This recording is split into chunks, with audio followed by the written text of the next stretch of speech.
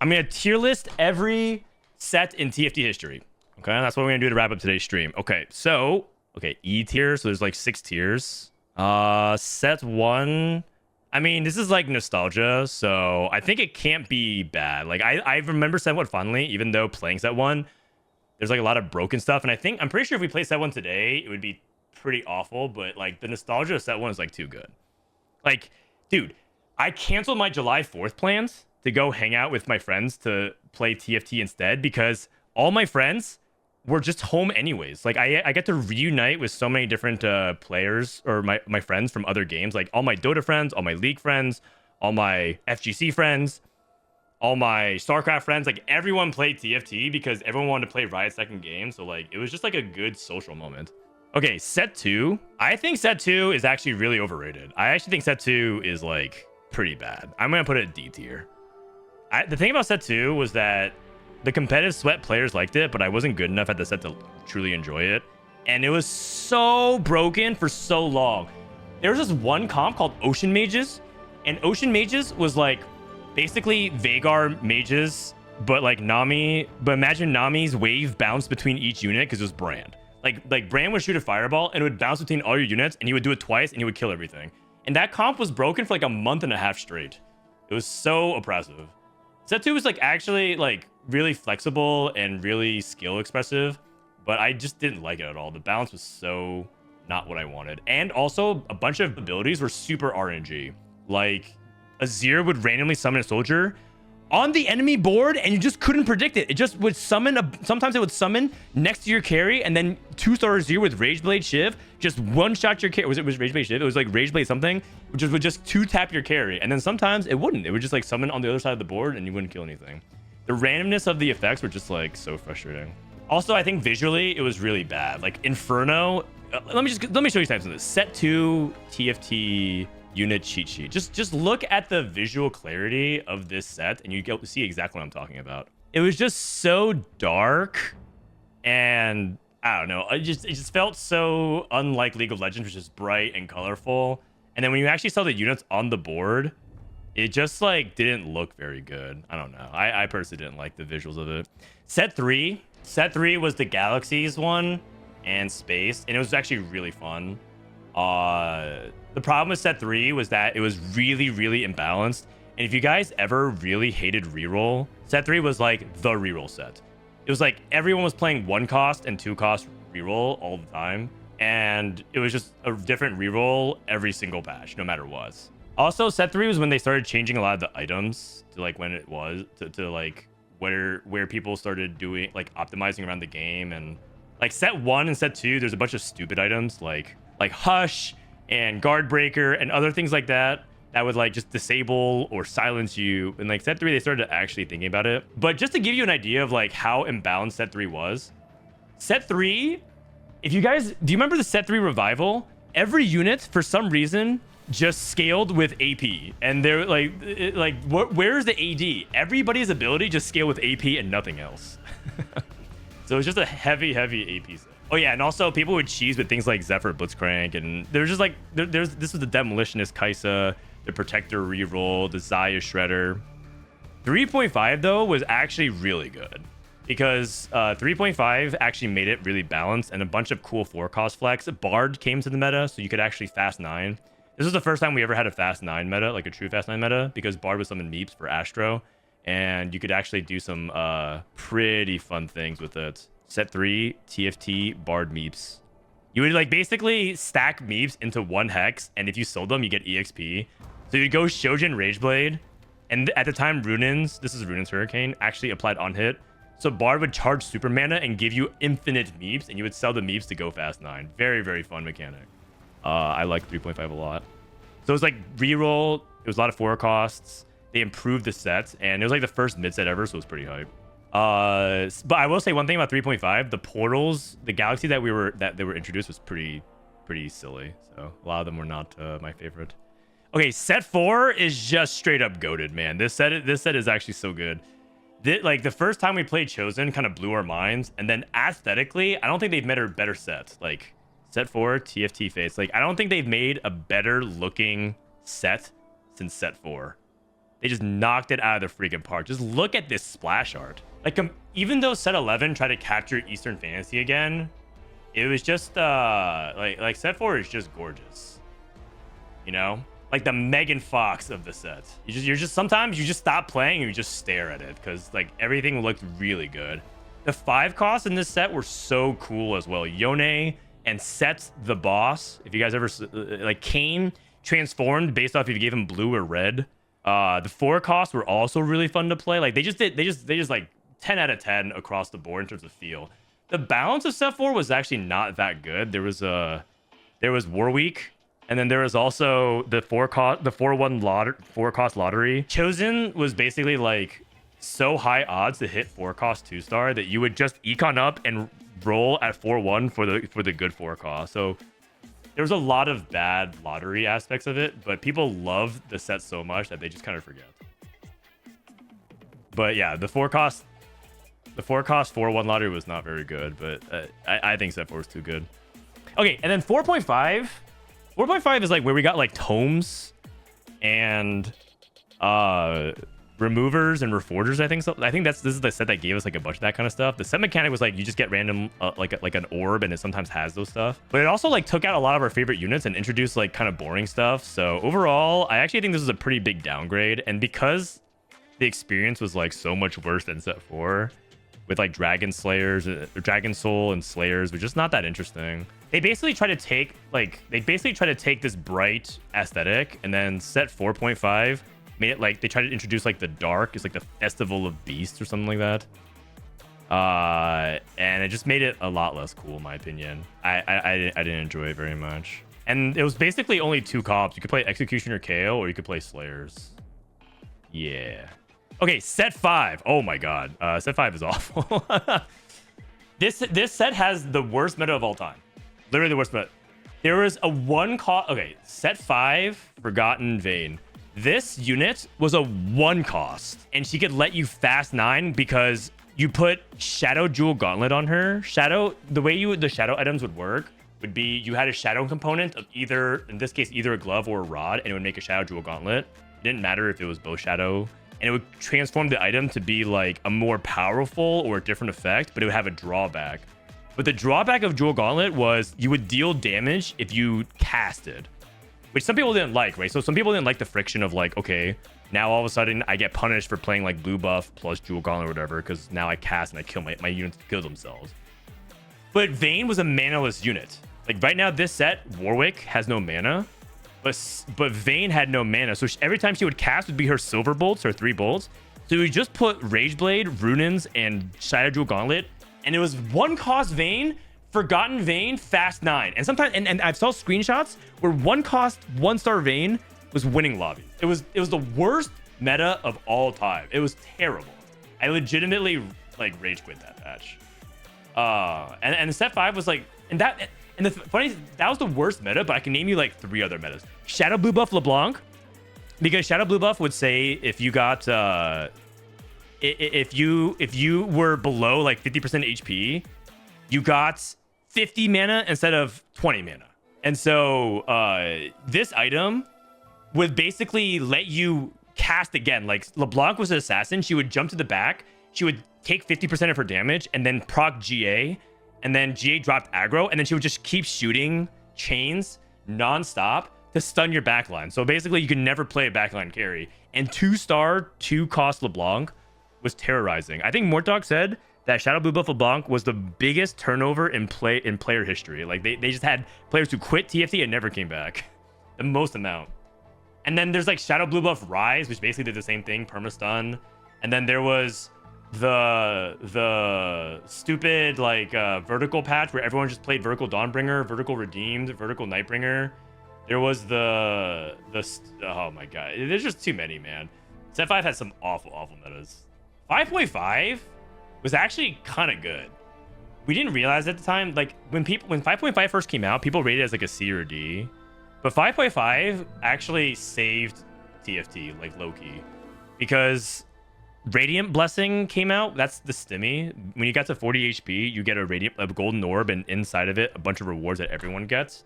We called it stimmy at the time because also COVID was happening during this time. Actually, very very sad thing, but Worlds was planned to be LAN in China for set 5, and COVID hit, so they canceled LAN for Worlds, and we've never had LAN for Worlds since. So we would have had one World Championship in China for set 5, but yeah. Anyways, Radiant Blessing, really good. Radiant items, really fun mechanic. People love that versus Shadow items, and the units were actually pretty fun. The problem with 5.5 was that they kind of had one trait dominate, and that was Sentinels. This was back when League of Legends released Sentinels of Light, and so Sentinels were way too dominant, and there was like Sentinel Irelia, who basically stabilized your board at 1 star, and she was a 2-cost tank, and it was really bad. But 5.5 was overall really solid, and I believe 5.5 is going to be the next revival set, so people are looking forward to it a lot. Okay, set 6, just easily like this set changed everything for TFT. This was the Arcane set, introduced augments. I mean, do I even need to say anything more? Like, this set was unbelievably hype. It introduced so many cool mechanics to TFT, and everyone is looking forward to set 13 at the end of this set because everyone anticipates it to be Arcane season 2, which I'm not even upset if they do like Arcane 2, Arcane 3, because it really showed what TFT's future is in a lot of ways. One, that augments like reinvented the game. 2, Riot would be willing to take big risks of design stuff like that. 3, TFT gets to be the IP playground for Riot. Anytime Riot releases like a new media series like Arcane, or let's say they do something on Shurima, or they do something on Noxus, right? And they do a Netflix series, they do a movie, they do a concert, they release a new set skin line. They could just put it in TFT. It just really showed us like what Riot could do at its best. A lot of people say TFT peaked at set 6 and has never been good since, but I disagree with that. I actually think that set 6 was the beginning of the true peak of TFT, which is later. Okay, 6.5 though was actually quite bad. I think 6.5 was actually such a big step down that I don't think there's actually been a bigger drop off. Oh, actually, that's not true. That's the bigger drop off is coming up soon. But 6.5 set release, they released Silco, and Silco was a 40 mana unit that would explode your own units after he injected with Shimmer, and it would just literally nuke your entire board. So if you just had blue buff Silco, you actually won every fight, because he would just like AoE nuke the board for like 6k damage, and then, yeah. And then they also took out some of the cool traits and cool units and replaced it with like Hextech, and Hextech was really boring. Like, Hextech ended up being a trait that only played for top 4. You would play like Alistar and Sivir, and you would basically like only build. Oh, and they also replaced really cool traits with like Striker, and Striker was just like gain flat AD, so it was just kind of boring. And they also reprinted units, like they printed set 3 Irelia as a Striker, and then they made Jinx and Vi used to be able to be played together as sisters, and then they made them like play apart from each other. I don't know. There's a lot of things that I didn't like. But Riot was like, hey, maybe Jinx, Vi not being allowed to be played together is not actually a bad thing. Let's make an entire set dedicated to that. Dragons was like, okay, Dragons was actually not that. Okay, it's not set 5 level, but Dragons was like basically the same thing as what I just described. If you played a dragon, you were not allowed to click on half the units. And I'm not even exaggerating. If you clicked on a dragon, the equivalent would be like in this set. So let me go ahead and open up a team builder. If you clicked on, let's just click Portal. If you clicked the Portal dragon, you were not allowed to play any other vertical at all. You couldn't play Witchcraft. You couldn't play Eldritch. You couldn't play Arcane. You couldn't play Frost. Like, if you couldn't play Pyro. If you did, you got punished for it. Your dragon would stop working. And so you basically just picked your dragon, and you like hard forced it. And the dragons themselves were sick, but the design choices of set 7 were like pretty awful. But I will say a couple of good things. Set 7 has some of the most fun like econ traits they've ever made. Like, there's a reason why they keep bringing back Shimmer Scale. Shimmer Scale is really fun. Also, think some of the most fun reroll traits were made in set 7, including Legend and some of the Dragonmancer stuff. I know, okay, Dragonmancer Nunu and Dragonmancer Lee Sin and Dragonmancer X was like kind of stupid, but I think it was fun. I think it was really fun. And they also introduced Guild. Guild was basically Heavenly from last set, where if you splash in units, you get in like small bonuses. So if you liked Heavenly, Guild was like the better version of that. Set 0.5 basically did what 5.5 did. It actually is like a kind of an underrated set. It still had dragons, but I think it's like actually pretty decent. So it was definitely a step up. And the big thing about 7.5 is they finally let you play other traits with each other. Like if you played the Jade Dragon, you could play Whisper's Dragon, and you could play Shimmer Scale with it. And there's even a fun like 6 dragon build where you played 1 dragon of each trait and you would win the game. I'm a little bit biased towards 7.5 because also that was the first time we ever had a world championship. TFT Set 7 Dragonlance Championship. Like that was the first time we ever had like a big stage for it. But it was like the first time I felt like TFT kind of arrived. Do they have like any images of the set or whatnot? It was also the first time I met Bebe in real life. They don't have photos, but like they had like a cool set and stage. And it felt like TFT was really starting to take it seriously because the one thing about Set 6 Worlds is that it was all online. Set 6 Worlds was all just like an online show. It was 4 casters. It was like, does Riot even care about their championship?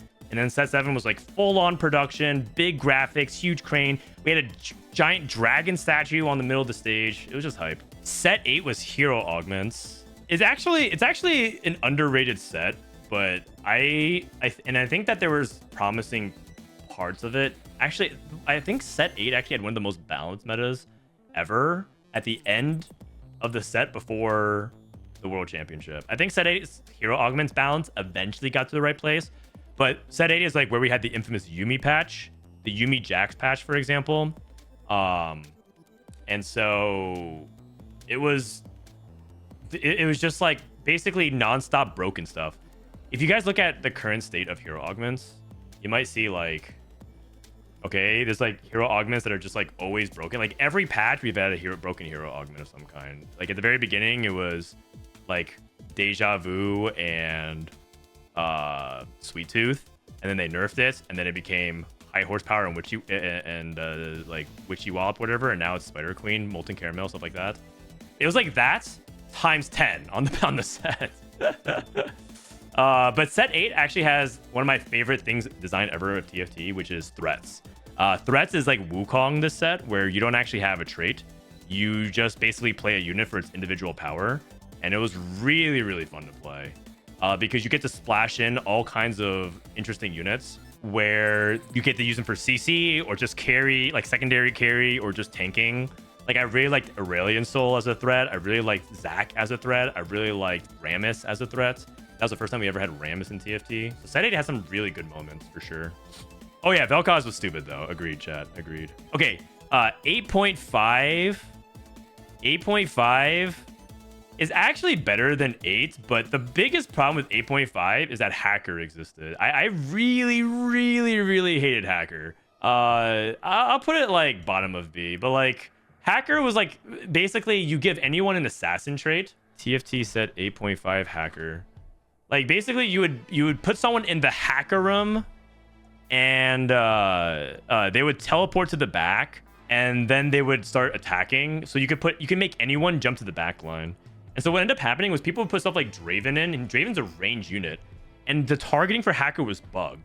So Draven would jump to the back in the hacker, and then he would target the other corner, which sounds stupid, right? But that's exactly what happened. Draven, let's say Seraphine is Draven here. And let's say your carry is Namzi. Draven would just walk up to Hacker to the bottom, to the top right, and then start attacking Namzi in the top left. And then you're like, okay, that's fine, but like, what if what if you put like a unit here? It's like, oh, sometimes he'll do that too. Oh, what? And then they realize that if they put Draven down the middle, that he can also even target like here and here and here. You were just never safe, and it was just random. And so Shadow, like Hacker LeBlanc, Hacker Draven, oh my god, it is just so toxic. Like it actually just like partially ruins that. But I think that the end of set 8.5 was like really balanced and also had some really good skill expressive comps. 8.5 has one of my favorite traits of all time, which is Renegades. Renegades was basically a comp that said whoever you choose to select, you get one of their traits. And so it let you flex a lot of different boards. You could play like, oh, sorry, was it Renegade? It was not Renegade. It was Riftwalker. Sorry, it's Riftwalker. Riftwalker allowed you to choose like a Jhin or a Pike or a Vex. There's only 3 Renegades. But based off of who you chose, you would get an extra trait. And it lets you play a lot of really interesting boards. And you could carry Vex, you could carry Jhin, you could even do some really interesting thing with Pikes. Although Pike was a hacker. And I think that's actually one of their better like flex traits they've ever made. It was really, really fun. But that's like a sweaty thing. Like if you're a casual player, you probably didn't care about it very much. I actually really like the Riftwalker. Oh, and I forgot. Set 8 also has one of the most obnoxious traits of all time. Ox-Force. Ox-Force was a trait that said if you got down to 1 HP, you would just stay alive for 1 second. And so Ox-Force ended up being so good that you would just play 1-star Ox-Force and it would just absorb giant burst. Imagine playing like let's see, who's a big burst champion? Veigar or Varus. Let's say you're playing Varus. Varus would shoot his giant AoE. Even if he did literally 1,000,000 damage, they would all survive and be invulnerable for 1 HP. And then they would heal back up because obviously you would play healing, so they would heal during that time instead. And so Ox-Force was like incredibly impressive. So bad. Okay, set 9. Okay, set 9 is actually S tier. I think that this set is the real peak of TFT. And if you actually look at trends, if you look at Teamfight Tactics or TFT, it actually peaked at set 9. Oh, this is just the units. Okay, you know what? I have to go back to like the whole world or something like that. But okay, it's not fair because the peak was when it first, like in 2019, 2020. But this is like each spike is like a set, and this is set 9. And the viewership trends also back this up as well. If you go to Solinome, it is though. If you actually look, Teamfight Tactics, the game. Oh no, that's a channel. Oh, I was looking at the channel, not the game. But if you look, this is like, okay, so this is set 1, set 2, set 3, set 4. Oh no, set 4, set 5, and this is set 6, and this is set 7, 8, and 9. Actually, I guess 9 is kind of comparable to 6, but like the peak in terms of interest, like when I was like doing my research, set 9 was like the highest, and I think it was like really fun. Legends was stupid. You could, if you guys don't know what legends are, legends were like a mechanic that lets you pick your 2-1 augment, and you could hard force comps, including Pandora's. So some people would actually do like set 9 TFT Garen build. Like you would actually just do like 6 Zeeks, and you would build Garen with like Rageblade. And so the build was like Garen with like 6 Zeeks. I'm not even joking you. It was so stupid, but it was very funny. There it is. You see these thumbnails? It's like it was actually so dumb, but there was like all these kinds of ridiculous builds that would be created because of set 9 legends. But set 9 also had some of the most broken patches because there was like the Draven patch. The Draven patch was everyone would pick Draven and pick Spoils of War. And so let me see. Set 9 TFT Draven legend. You would get Spoils of War, and then everyone would like 3-star their 4 cost. This video is actually showing you like how many people were actually getting 3-star 4 cost. There was screenshots of 3-star 4 cost going 6, 7, 8 because like everyone would just basically get like pick their 4 cost to reroll 4. So there were some really, really bad metas, but it was funny, I guess. And honestly, I kind of miss a lot of set 9. Good comps. Okay, 9.5 is actually one of the worst sets. It is the worst set in modern TFT history. It's as bad as set 5. The launch patch was an utter disaster. Bilgewater was so broken. If you guys think Portal is bad right now, you guys know how Portal can randomly summon a cannon barrage and hit you? That's actually a legit. That's literally the Bilgewater Portal, or the Bilgewater cannon, and except it did like 10x. Okay, not 10x. It did like 5x the amount of damage. And so literally your carry was the bomb. It didn't matter. All you did was build Even Shroud because you want Even Shroud to AoE affect the units when they got portal bombed. All you did was build Even Shroud and rush Bilgewater, and there was legitimately 7 players per lobby, and all of them could be supported. Because all you needed, it was any kind of Bilgewater unit. It didn't matter. It was so broken. And then you combine that with Legends, and then people found a build that you can go triple RFC Neela, which is also crazy because she would just like she would basically AoE the whole board, and so your entire board would just get AoE down by Neela fanning. Like she would do this and fan the entire board and then whittle down, and then the cannons would just finish you off. It was so stupid. We went from that to the 1 cost reroll meta where it was like everyone just rerolled Cho'Gath, it was unkillable, or like Noxus, which was unkillable, into multicasters, which was basically mages this set, but multicasters were way more broken, into verticals, which was like you just play 9 Noxus, 9 Demacia, 9 Bilgewater, whatever, any vertical you want, and you would win the game. And everyone would just open the tomes at 2-1. The Earth Legend, the Worlds meta in set 9 was everyone picking Earth, and then you get guaranteed Ancient Archives at 2-1, and everyone just opening up their tome and then scouting for 30 seconds, hoping that no one would take it, but then you just pick like, yeah, it was so stupid. Competitively, like terrible, balance awful, and they also destroyed set 9, right? So there's like a bad sentiment of like, yeah, it's easily the worst set in modern history. Set 10 is also S tier though. Like what a crazy rebound. 9.5 to 10. Talk about like first array. They went 181. Set 10 flavor wise was a smash home run. Set 10 also has the most fun trait of all time, which is Heartsteel. I'm pretty sure Heartsteel is gonna go down as my favorite trait in TFT. Like they haven't made anything close to it. I have a theory that Riot never truly nerfed Heartsteel. Okay, the thing about Heartsteel was that it was dominant for like 2 months, 2 to 3 months, and the set's only like 4 months long. So but the reason why is because Heartsteel was like so fun. You get a guaranteed cash out every 4 rounds no matter what. So it's like Fortune, but every 4 rounds you get a cash out, and if you add more Heartsteel, you would get more cash out, and you could also raise the stakes, which is basically like doubling down from last set.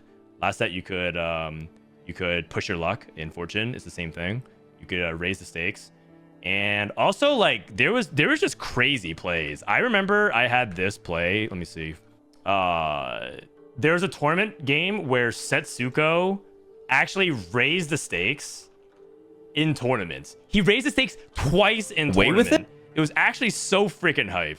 And he would actually he went Giga first with it in tournament and like played down to like 2 lives. It was so fun, man. I don't know. Heartsteel was the best. And then thematically, it was great. They made the Steve Aoki music video, which was also a banger. TFT remix Rumble music video. This video got 30 million views. If you've never watched it, you should absolutely watch it. It's really fun. Well done. A lot of Easter eggs. The LAN, the TFT Vegas LAN, Malala winning that and also winning Worlds. The balance at the end of the set was actually kind of overrated, but overall, like, I think people had a fun time.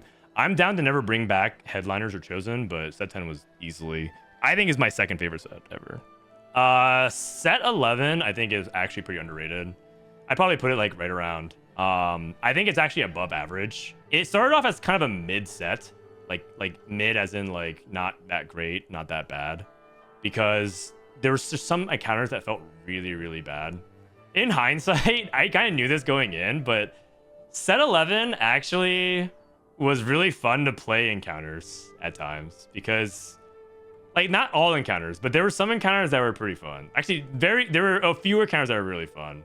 Like when everyone gets a golden remover, or I'm not talking about like the radiance or like the artifact stuff, because they introduce all these different artifacts, combos and whatnot, but I think set 11 was actually pretty good. And I also think, as a hot take, set 11 was actually very, very skill expressive. There's a reason why Dish Soap won Worlds. I know it's variance, but like if you look at the final lobby of Worlds, it was so stacked. Dish Soap, Double 61, Bintum, and like a lot of other good players. I also think that people underrate encounters, and I also think that the balance was not that bad. But it's kind of disappointing because like there were some really unfortunate things about encounters that people don't like, but I think overall it's pretty good. Okay, and then oh yeah, and then the problem with set 11 is that there's a lot of they brought back balance thrashing. They were pretty good about balance thrashing from set 10 and parts of other sets, but like but set 11 they brought back balance thrashing because there's like the 4-cost meta and then there's the reroll stuff. Oh wait, I forgot one thing. Set 10 can't be the best set because they brought us bag sizes. They cursed us, man. Like we're literally paying the price of set 10 sins because set 10 was so good. That's why we have bag sizes. Oh my god, like that's like the reason why it is. Okay, set 12. I'm actually really enjoying this set. I think set 12 actually is one of the sets that probably shows you that you don't need to have anything too crazy. Like when I first played set 12, I actually didn't really think it was that special, because I was like the 5 costs aren't that good. There's like the augments. There's nothing like fine vintage or other like really cool stuff that like really like I guess anger issues. The Rage Blade one's like kind of funny. But like as I was playing it more and more, I'm pretty sure playing this set feels really good. And the more I play it, the more I like it. So I actually am gonna do something probably a little bit. I'm just gonna put this in A, because I actually think that this set, by the time it's all said and done, people are gonna really miss charms. I think charms are actually a great mechanic, and all they have to do is just like remove. They just removed like Desperate Plea. They removed Dragon. They removed some of these BS charms, and I think charms are actually really good. I actually think that there's room for it to move to the top of A tier by the end of it. But right now, I think it goes something like this. It actually ends up being a really good set so far. The balance of set 12 is like dominated by reroll, but like in reality, there's like so many different things that you can play. And like, dude, like look at this. Like, I actually like that this screenshot I showed, because when I was making the TFT Academy tier list, I couldn't even decide the S tier with dish soap. We're like, there's just too many comps. And I'm glad the stats actually kind of agree with that. So there's a lot of things you can play, and you might call it fake diversity because you can't really flex. You just hit the hero augment, you hit the condition, but like that's kind of what TFT has become, sort of. And if you can move past that fact and like look at what charms is doing and how the set feels and flows, like the trait web in this set is actually really good too. I really like the way they do like 2, 3, 4, 5 pyro. I really like the way they do the preservers. I really like they do